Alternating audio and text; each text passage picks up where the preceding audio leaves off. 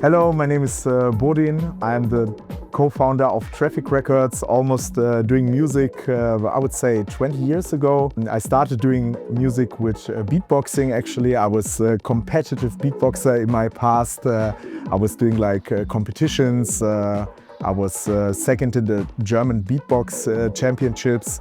And somehow I got interested like in new genres. Before I was like really focused on hip hop and rap music, and somehow I got like really interested in electronic music due to clubs like Robert Johnson, for example.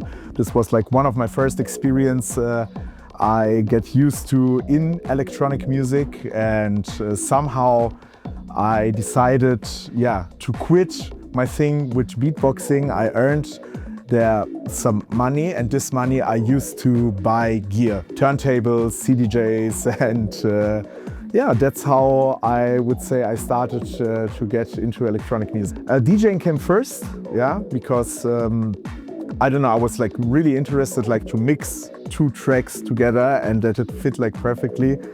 And it took me a while, to be honest, in the beginning, but somehow I got like really passionate in it. Especially research. Research was a really big topic, or is a really big topic still in my life. Researching music, like old music, new music, it doesn't matter. I mean, discovering music is a thing that will never end, I would say, especially quality music, because nowadays there are a lot of releases, but also in the past there have been, especially in electronic music, a lot of releases, and you cannot come behind as much as it is. So I'm a research lover actually in music, and that's what's one of my biggest passion beside of producing music. I was like also interested like to make my own beats, so I started to buy me a MacBook, just like super old school, on the bedroom, even like with some shitty headphones, and just like clicking something on Ableton here and there, and I just read some threads in the internet, and I kind of get used to it, and that's how I would say step by step I started to produce music. Well, my mentors would say are my best friends. It's Martin and Jacob. With them I did also Traffic Records together. First of all, I met Martin. Martin was in the beginning already had some releases on La Peña, on the old label of Arno Einzelkind. And I met him in the club like several times, and I was like interested. Man, he did like some nice tracks in the beginning. I was like, how did you did this and stuff? And that's how he showed me a bit of the way. And then I started to work in Freebase Records in the record shop because of my passion about researching music. And that's how I met Jacob then. And with Jacob I was like really close. So we started to produce music on his bed. On his bed we had like his laptop, like a really small bed, his laptop, and like two HS80s, and that's how we produced mostly our first 5 or 6 releases from Traffic before we got this whole thing and the studio. Well, I would say in the journey of electronic music, it was one of the best times I really had to work in a record store.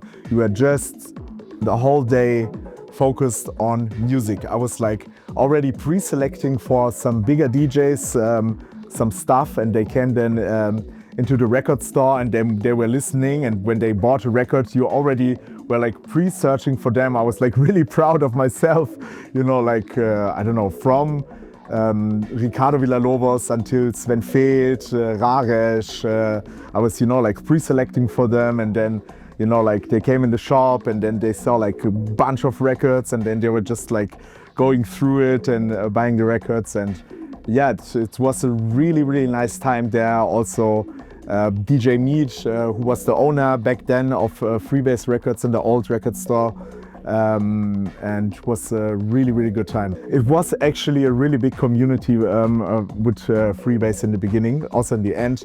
That's how I think the bubble in Frankfurt started to grow, was first with Freebase Records, afterwards with Gozo Records. Freebase Records was like this older generation with Arno Einzelkind, Dorian, Vera, DJ Meat, and this was like this kind of crew in the beginning, which were the stone in the music of Frankfurt. When this started, when this happened, a lot of younger people like me, get interested in the music and stuff, and then somehow Dietmar opened later on a record store was named Gozo, and in Gozo the same thing what happened in Freebase Records happened in Gozo, but like a decade later, I would say.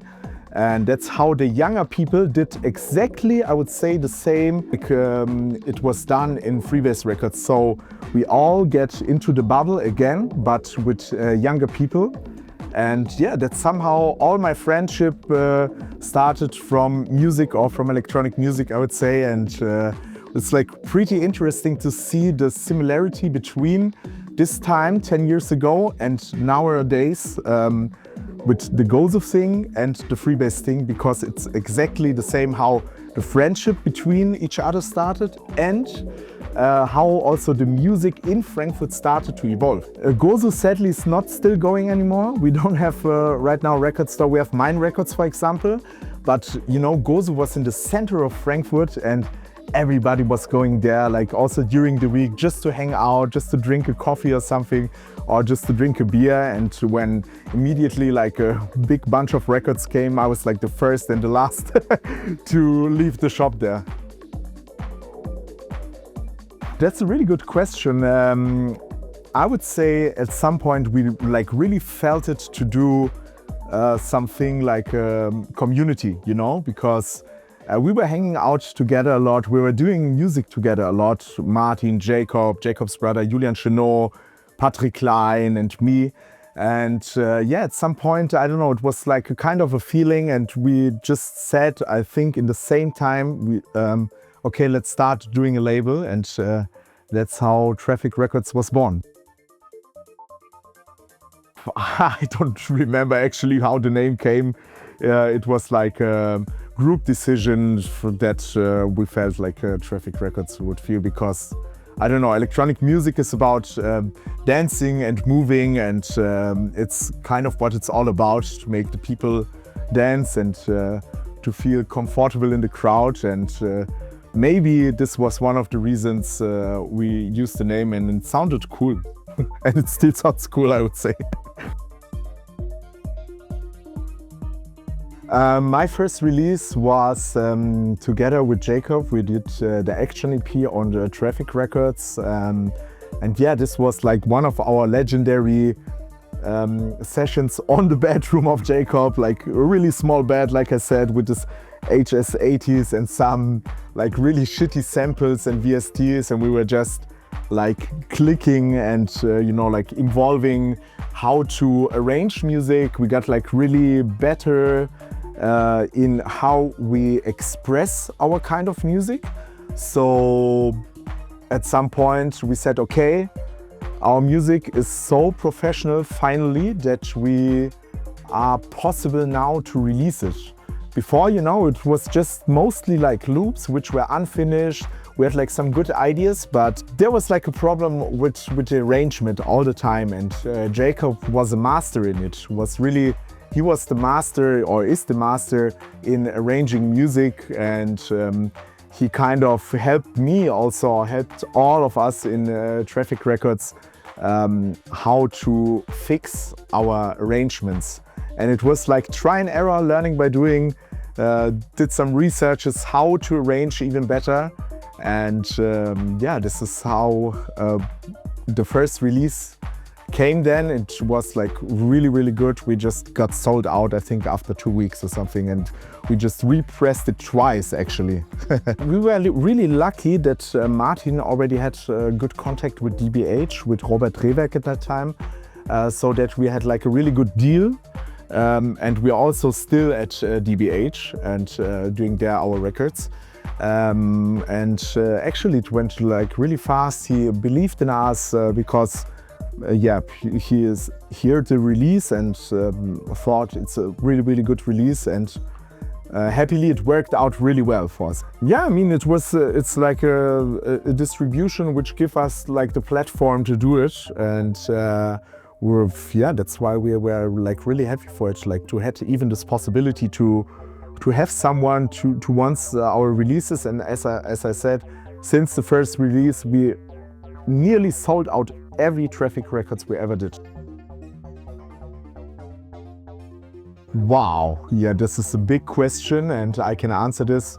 First of all, I have to say Robert Johnson. Robert Johnson was my institution where I studied. You know, people went in their early 20s to go study and do some things. I quit 3 studies because of Robert Johnson, actually, because I was going there every weekend and listening to such many different artists. I started to go there around 2009, 2008. Matthew Herbert was recording his album in Robert Johnson, with the noises in Robert Johnson were made from people. So like people were stomping or clapping or something, and then he was like, you know, like recording everything. And I found it like really interesting, like the way of how he is producing music, and that he used actually the club to make an album. This was like insane. So this was like a really big impression to me to see that. Otherwise, I've seen so many big artists, from Theo Parrish until to Ricardo, Raresh, Francesco Del Garda. There's like this legendary Francesco Del Garda parties in the 26th of 12. It's like a really big date here in Frankfurt. It's like when everybody is with their families, you know, and 26 is the last day of Christmas you spend with your families, and afterwards everybody was just going like straight to Robert Johnson, and like Francesco was playing mostly every 26, like impressive music, really crazy music. Beside of that, also in the early beginnings of Robert Johnson, I went out to La Peña parties to listen like Arno Einzelkind, booking like also old legends. Yeah, there have been like a few artists which there came on my mind. Onur, for example. Onur, I've seen Onur developing from 2009 until now, like how he was changing his music styles over the 10-15 years he was like playing in Robert Johnson. And yeah, I would say the most impression is not the artist by himself, it's the club, you know. We went out to Robert Johnson, and afterwards we just went straight, okay, you remember like this track, you remember this, that? Okay, let's try to do something similar. Like, I have this idea on my mind of how this track was arranged. Man, this was like something crazy. Let's do it. And we were like straight from the club, we just went here and started to produce. Way back, I remember, I think it was like 2009, 2010. Robert Johnson was a club for 20 years old. So you just could get in with 20 years. I'm happy that my father gave me the beard and I could go there earlier. And yeah, my first expressions, of course, here was Ricardo and Robert Johnson, and this was, yeah, it was mind-blowing because he was like mixing several genres in between and putting some vocals in, and like from hard techno acid until like super dry minimalistic sounds, you know. It's like, I mean, you know, the artists, when they play in Robert Johnson, they know it's magic, the place, you know. So it's always, for every artist, I would say, they try to not to play different, but they give like everything from their heart, because it was a place where yeah, you could express yourself without anyone like shouting bad about you or something. Just a place where you express yourself. It was way different, sadly, but I still believe in quality, I still believe in good music, and that's where I am, and that's why I'm still doing music, you know. Like, I'm not doing music to get famous, I just do music mostly for myself, also to evolve or to show the people how I changed my sound, how I changed myself, and to tell my kind of story. Well, of course, you know, like As I said, I love to research music. I love to research music on several platforms. I love to go in record stores and just like go there for hours and just, like be there like full focused and, just like find some music. And I would say the more adult I got, the more different my kind of music type get. I wouldn't say I have a specific genre. I am focused in music. It's more about getting adult and getting evolved in a different kind of music styles which I have not been before. And as I said, music is endless and it's just a beautiful journey to learn about new genres, to get into new genres. And like it's a domino stone falling when you found like one sick release or like one sick label, and then you have like this spread wide open timeless thing that you find even more artists, more labels, and that's how I would say my sound evolved and changed. And I'm never playing the same style, to be honest. Like it's changing over the years. Over, I would say, all 2 or 3 years, I get bored at some kind of some genres, some specific genres, because I put so much time into it, in researching and playing this kind of music, that at some point I'm saying to myself, okay, I really, like want to learn something new about electronic music, and it's beautiful. The journey is still going. Right now, I would say we just restarted our studio. Before, if you see how beautiful it looks now, it didn't look well before. It was like really punk rock style here.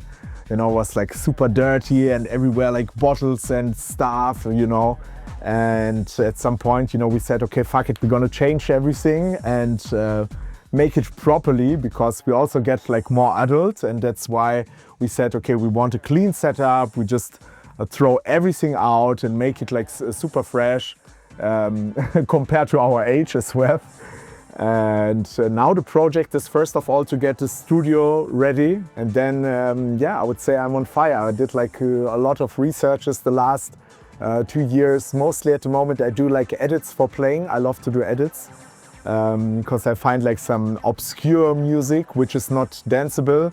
Then I, for example, pitch it up, put some drums under it, put some bass line, put some synthesizer on it. But I'm focusing also to do a new album. Yeah, my album was released, my last one, I think like 6 years ago. And my next release will be an album, but it will take time. And I hope end of 2025 will be my next release.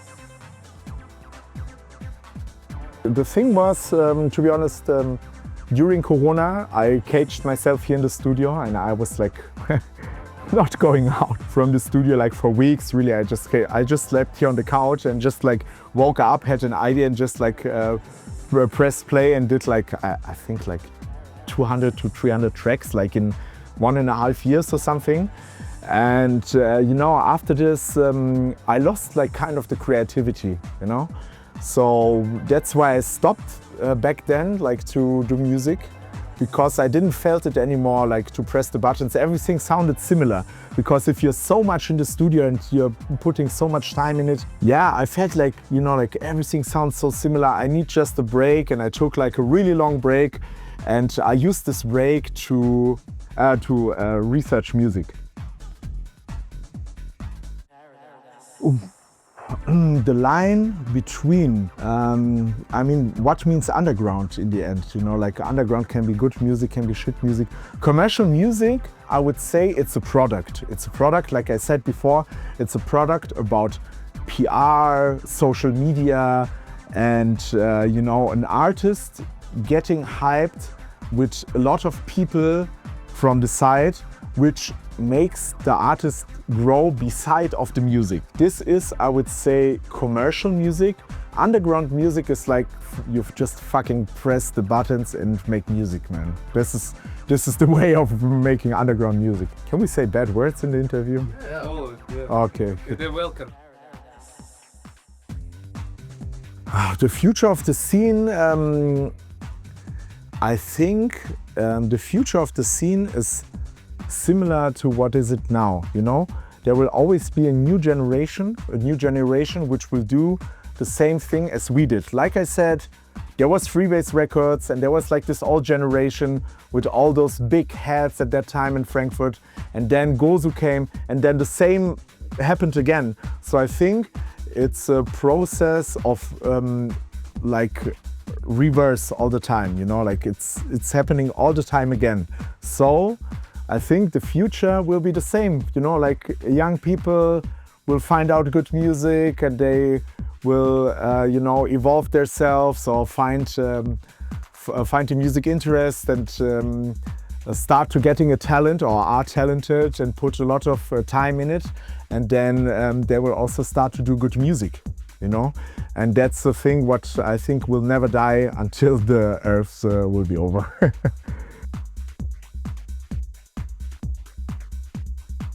It's like 10 years ago or something, listen this. So there was like one party in Robert Johnson. It was like Ricardo and Radu. And we as Traffic Records with Hardwork Soft Drink together decided to make a party. So this party was in a bank, in an old bank. And you had to walk like through a labyrinth, and it was like really down in the ground, like, and with like high walls, like crazy location. You know, like the scene of Blade when like the blood is coming down from the water sprinklers. It was exactly the same. So what happened? We did a party. It started daytime, like at 12 a.m. So people were like already interested. What is this location? Let's go there. And nobody could find the entrance because it was like a completely labyrinth, like going there. So Nicolas Lutz was playing there, Ono Öza, all Hardwork Soft Drinks, Oscar, Martin, Jacob and me. And this party was so legendary in Frankfurt. It went more than 26 hours in the end, with like more than 1,000 people like going there. And we just, you know, like didn't plan it that big, but yeah, it was like one of the craziest experience I would say Frankfurt had in the last 10-15 years. So it was a never-ending party in the end. We were just tired, like in the end it was like Cedric, Felix and me playing like for 10 hours because all other were dead. And in the end we were like, we can't anymore. And, like the people were like screaming, and it was like a magical place which was like super underground, completely illegal. And this was one of the legend parties here in Frankfurt. You could ask also Nicolas or Ono, they would say the same. Even Ono cancelled his gig. He was used to play in Paris in the same night, but he cancelled and started like to play back to back with Nicolas there because he was like, okay, fuck that, I'm gonna stay here. It's like too crazy, you know. It was wow. Like, yeah, we had some illegal parties, like also in this place there were some more parties, but at some point, you know, like the police get information and they had to cut it off. So this one party, like I said, 26 hours, and it was like this place going through a labyrinth with these high walls, and wow, you know, like this was just a crazy location. Everybody around the globe in our bubble was just talking about this party in Frankfurt, you know. And I'm proud that I've been part of this organization into playing in this party. Years before, you know, after Robert Johnson, all doors were opened here, and we were just running and screaming here through the floor, going just to the next studio. Somebody was just like pressing the buttons, just doing music. Then you just hang out there a bit, then you just go back here, then I just go to the next studio. No, it was just like an open space for childish adults, I would say. My advice to the younger generation is do it always from the heart, you know. Focus on being authentic as you are with the music styles. Don't listen to anyone else who's yelling at you. Just try to evolve your own music, your own style, and be pure as much as you can. My final thought would be, I would love to see the music industry, especially in the electronic music, getting focused again more on talented musicians beside of products. I'm talking products about as a DJ or as a producer, products which have like I said, which have like this big PR agency behind them and everything, and that's how they grow. I want to see more artists just grow pure and natural just with their quality of music. Not because they're looking good, not because they have some thoughts, and not because they're talking about some stuff, just good music, talented DJ, talented producer, getting naturally on the way to the stages.